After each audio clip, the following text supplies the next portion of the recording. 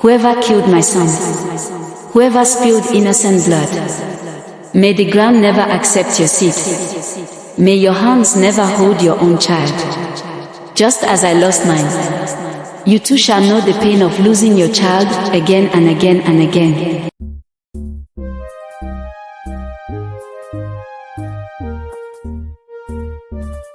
They said it was just a club, a brotherhood.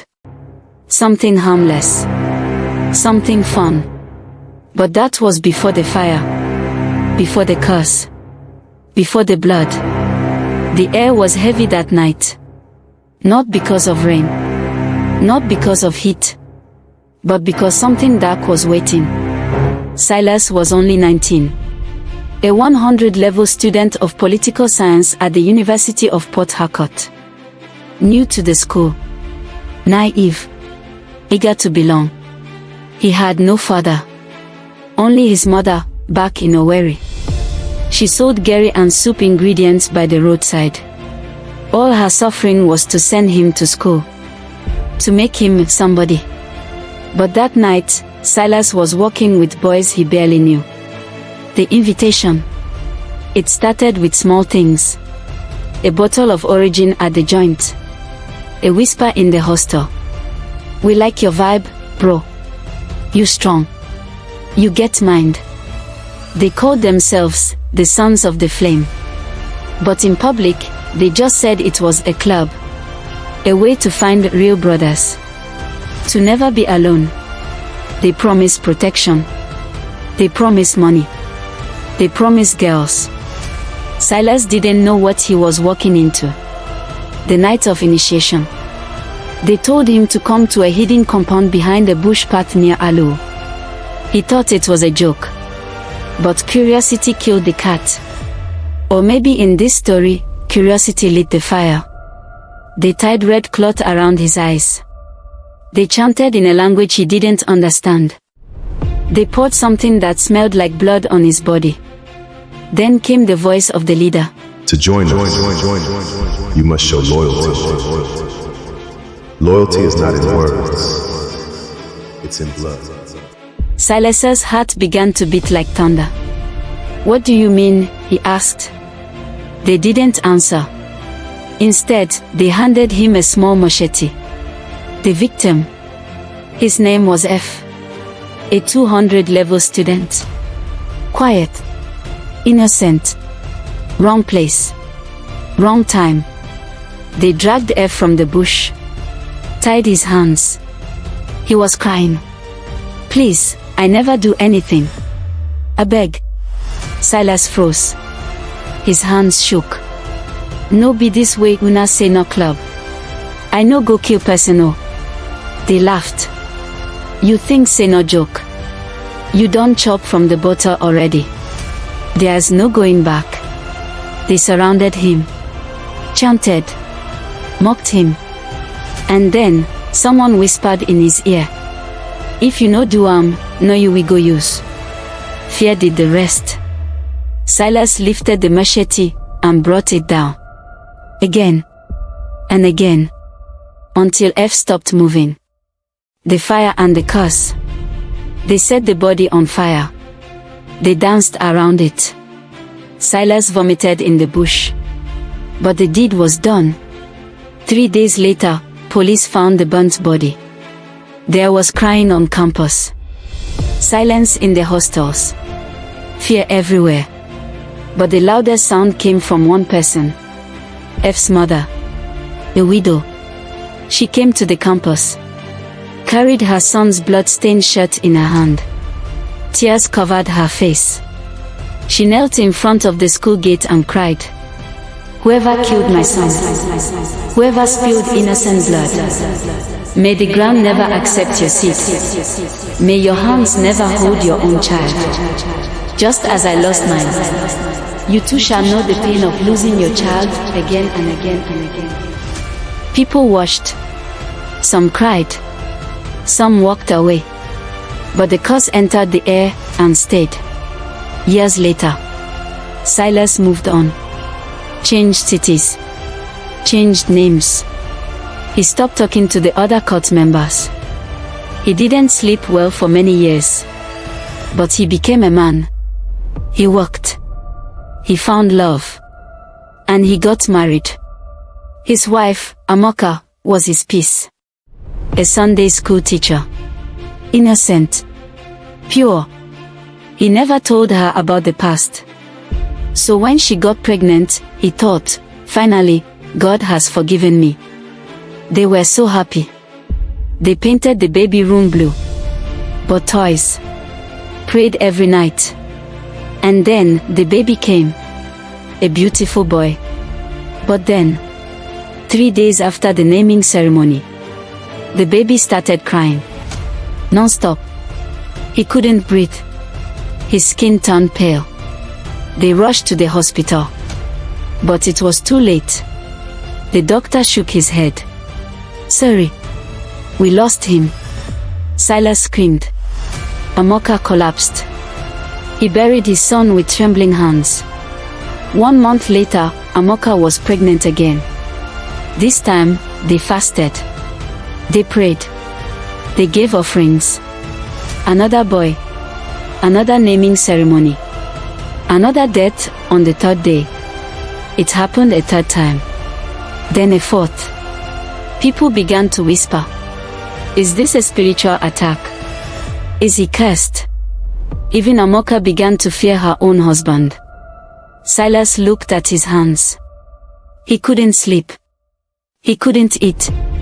Every time he closed his eyes, he saw F's face. Burning. The search for answers. One day, after the 5th child died, Silas couldn't take it anymore. He went to a church deep in the outskirts of ABA. They said the prophet there saw things. He knelt before the man of God. I just want to have a child that lives. Please. I've lost 5. The prophet placed his hand on Silas's head. Said nothing for a full minute. Then opened his eyes and whispered. Blood cries from the ground. A soul you caught too early. A mother's curse follows you. Until you find her. And she forgives you. This pattern will continue. The womb will produce, but the earth will take. Silas fell to the floor. Crying like a child. He had run from it for years. But now, the past was standing right in front of him. And it had a name. F. Silas couldn't breathe. The prophet's words echoed in his ears like thunder.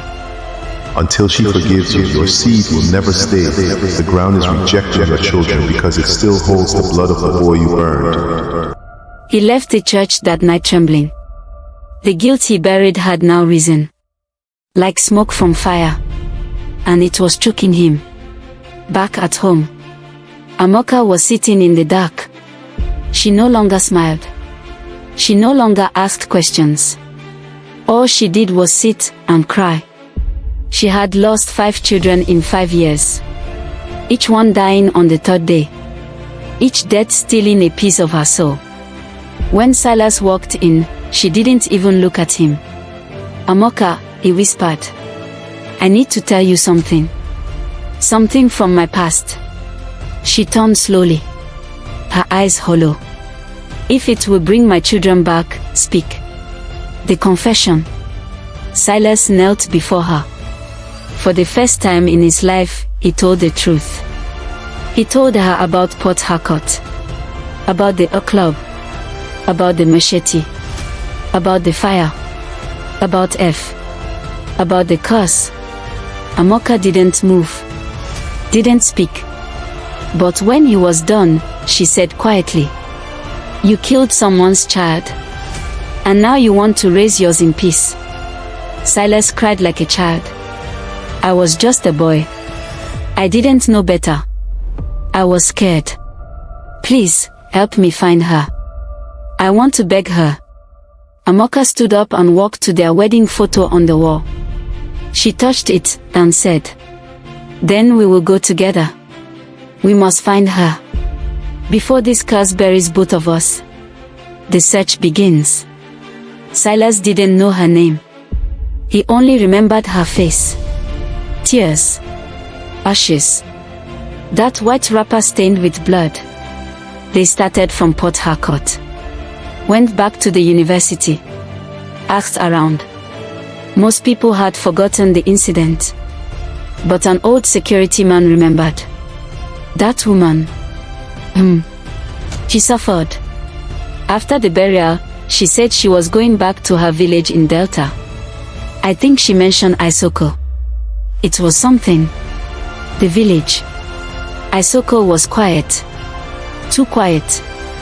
The kind of place where time walked slowly and pain sat in the corners of people's eyes.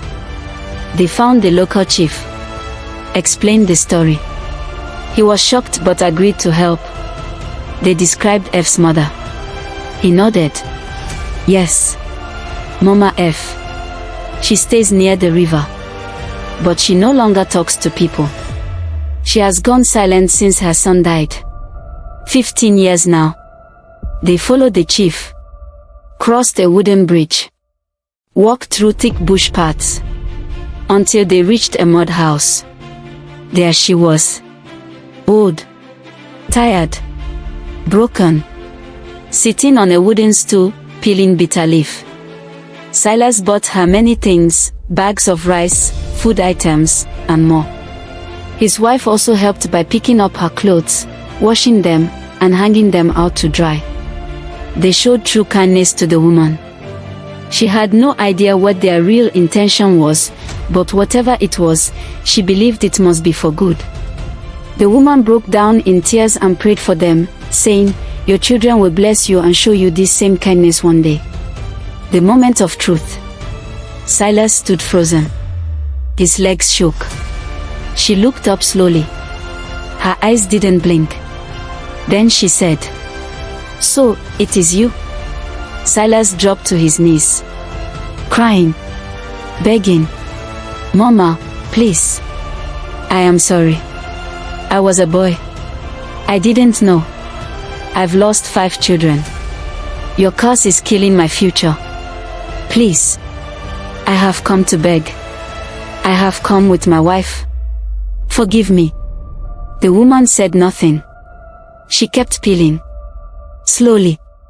1 leaf. 2 leaves. Then she looked at Amoka. "Your womb has suffered pain meant for another woman." Amoka nodded, tears falling. Silas placed his head on the ground. "Mama, please. If not for me, for the innocent ones that died. Please. I am sorry. The forgiveness. Or not." She stood up. Walked into her hut. Brought out the shirt her son wore the day he died. Still stained. Still smelling of smoke. She placed it on Silas's head. I cried and the ground heard me. The spirits heard me. I cursed you because I had no one left. But today. She paused. Looked at the sky. Today, I forgive you. But know this, blood is not easily washed away. You must cleanse yourself. And remember, forgiveness is not forgetting. You will live. You will have children. But never forget the one you took. She turned and walked back inside. The cleansing. The chief arranged a spiritual cleansing with the village elders. Silas had to bathe in the river. He had to fast for 3 days. He had to pray. Amoka joined him. For the first time in years, they prayed with peace in their hearts. Back to the city. 3 months later, Amoka got pregnant again. They didn't celebrate. Not yet. They waited. Month 1. Month 2. Month 5. Month 9. Then the baby came. A boy. Healthy. Day 1 passed. Then day 2. Then day 3. He lived. Silas broke down in the hospital room. Held his son in his arms and whispered, "Your name is F. I killed one F, but I will protect this one with my life." Amoka nodded. Tears streaming down her face. God gave us a second chance. Silas now works with a foundation that speaks to young boys on campuses. He tells them the truth. He doesn't hide his story. It's not just a club, he tells them. It's blood. And blood never forgets. He is no longer running. He is no longer hiding. He's a father now. And this time, the fire that burns in his heart is not from guilt. It's from redemption.